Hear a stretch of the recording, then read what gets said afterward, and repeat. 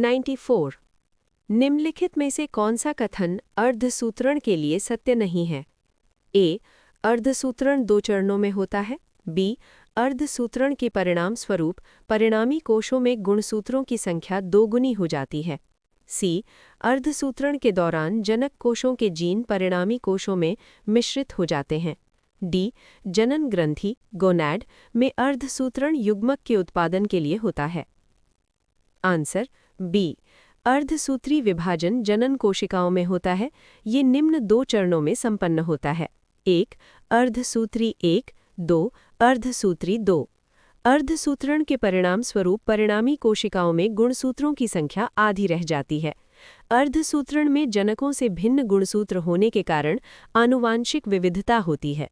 इस विभाजन के दौरान गुणसूत्रों के बीच आनुवांशिक पदार्थों का आदान प्रदान होता है। 95। किस कोशिकांग को कोशिका का मास्टर कहा जाता है? A. Endoplasmic reticulum, B. Mitochondria, C. Nucleolus, D. नाभिक। Answer D.